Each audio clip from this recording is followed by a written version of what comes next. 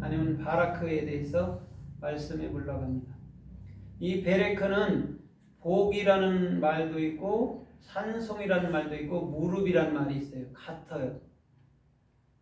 그럼 베레크라는 게 베이트잖아요. 그죠? 베이트는 태초부터죠. 그죠? 태초. 그러면 태초라는 게 뭐냐면 그 예수님이 십자가 지시고 난 다음에 우리 마음에 들어온 거를 태초라고 얘기를 해요. 그래서 태자가 그 대자에다가 그 가운데 점 하나 찍혀 있는 게 태예요. 태.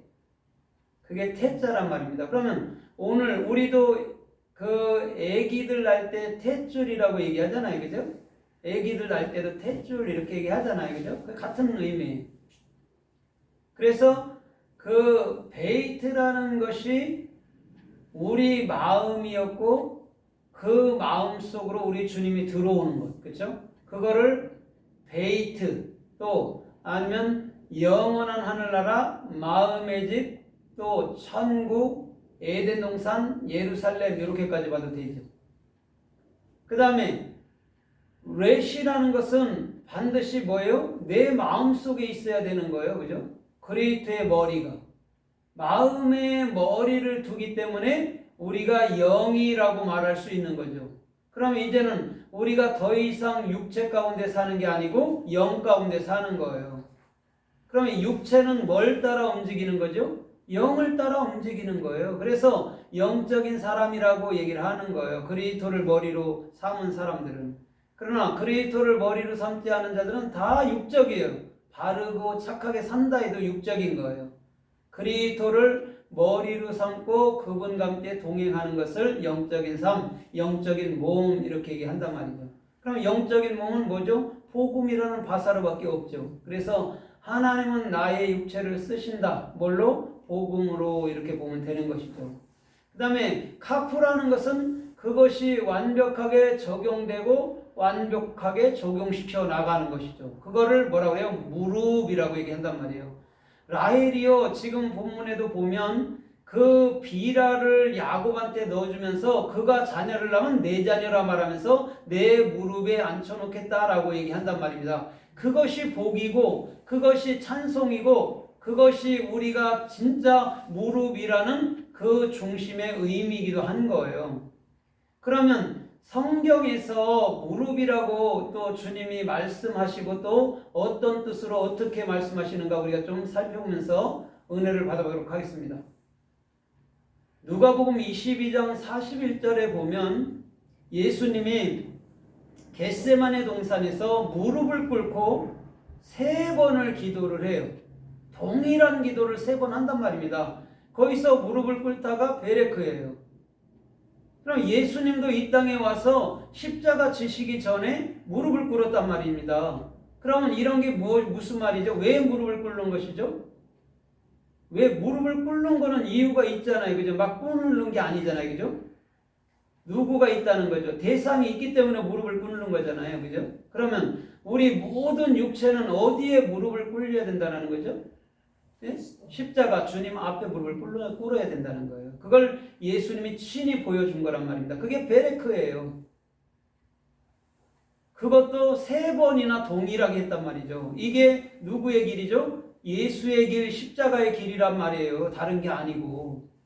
그래서 예수님은 뭐라 그래요? 아버지의 원대로 되길 원합니다 하잖아요. 그죠? 아버지의 원이 곧 예수님의 원이죠. 그렇죠? 그 아버지가 그 예수였으니까 그것을 원해서 우리 주님은 무릎을 꿇고 기도하시니라고 얘기를 하는 것이죠. 그러면 기도라는 의미도 입을 열어서 진리를 익혀나가는 거잖아요. 그렇죠? 진리를 익힌 자만이 입이 열리는 거예요. 그럼 기도라는 게 우리는 뭐 구하는 것만 기도라고 생각하지만 복음을 증거하는 것도 찬송이라는 것도 하는 것도 말하는 것 자체가 다 기도란 말이에요. 그럼 진정한 기도는 참말을 하는데 그 참말로 말미암아 많은 영혼들을 살리는 것이 진짜 기도의 의미예요. 그래서 기도하는 자는 입이 열린 자고 또 기도하지 않는 자는 벙어리가 된 자죠. 벙어리는 말을 할 수가 없잖아요. 그죠? 알아야 말을 하잖아요. 그죠? 그걸 기도, 필라, 아니면 테필라라고 얘기한단 말이죠. 타부가 앞에 붙어 있으면 십자가에서 완벽하게 죽어야 진짜 기도가 뭔지 안다 소리고, 그냥 필라라고 하면 그 내가 기도라는 걸 정확히 알아서 입을 열어서 진리를 익혀주는 일을 사역을 한다 할 때가 기도한다라고 얘기를 하는 것이죠. 그래서 마가복음 15장 19절에도 보면 예수님께서 십자가 사건 전에 그 군병들에게 채찍에 맞고 조롱을 당해요. 그죠? 옷을 붉은 옷 입혔다가 다시 벗겼다가 흰 옷 원체 입었던 옷을 입혔다가 하면서 갈대로 머리를 치면서 침을 뱉으면서 조롱을 하고 뺨을 때린단 말이에요. 그때 그들이 무릎을 꿇어서 이렇게 말해요. 그 군병들이 그러면서 뭐라고 조롱하냐면 유대인의 왕이여, 유대인의 왕이여 이렇게 한다고. 그때 무릎을 꿇다가 지금 베레크란 말입니다. 그러면 하나님께서는 그 병정들에게 아니면 군사들에게 조롱을 받았다라는 이런 의문을 기록하는 게 아니고 니들이 무릎 꿇는 게 뭔지 알아? 이런 말이에요. 그들은 예수님을 조롱하기 위해서 무릎 꿇었지만 아니야. 그 베레크라는 무릎 꿇는 것은 그거 아니야. 나를 네 마음속에 집어넣어야지. 그 얘기를 우리 주님은 하고 있는 거란 말이에요. 예수님 조롱하면 어때요? 그분은 그렇게 죽어야 되는데. 그게 문제가 아니란 말이에요. 그분은 니들이 조롱해도 좋아. 십자가 내가 져도 좋아. 책찍으로 니들이 나를 때려도 좋아. 그런데 그게 의미가 뭔지만 알아봐. 그걸 어디로 가져야 되는지만 마음으로부터서 묵상해보고 상고해봐. 이런 거였거든요. 내가 아픔, 내 고통당할 기억해달라는 소리가 아니에요. 네가 그렇게 해도 좋다 이거예요. 다. 인생은 그럴 수밖에 없으니까. 그것도 저와 여러분들이. 근데 그렇게 하고 난 다음에 무엇인지만 알면 된다라는 거죠. 그러면 예수님께서 니들은 내가 원했던 참뜻을 알아먹었구나 하면 그걸로 족하단 말이에요. 그분은.